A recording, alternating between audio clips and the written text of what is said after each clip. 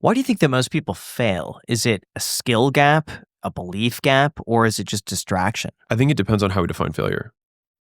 So for the people who don't start, then it's probably a belief issue.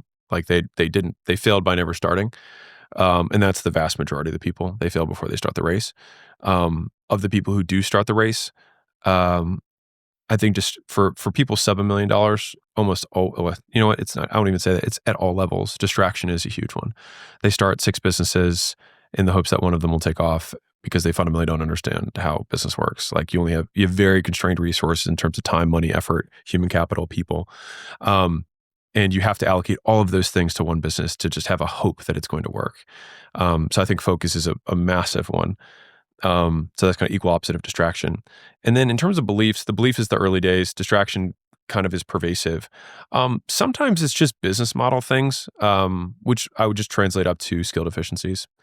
So once someone gets started, I think there's just two buckets. You've got procedural knowledge and declarative knowledge, which is basically the two types of knowledge that exist, which is knowing how to do something and knowing that something exists or that something's possible. And so this is where people talk about mindset, manifestate, whatever. It's like fundamentally, it's just like you have to believe that something's possible. And so if you meet somebody who's doing $10 million a year and they're the same age as you, grown in the same hometown, you're like, well, I guess that's possible. Right. And all of a sudden it's like, man, my perspective totally changed. Like my mindset, I manifest it, who knows, whatever. Mhm. But like you fundamentally now believe it can happen. Cool. So then the only delta that you have is how to do it. Right. That's procedural. So we could talk about private equity all day on here and someone could listen to every private equity podcast in the world. You understand that people are doing it, but you don't understand how to do it.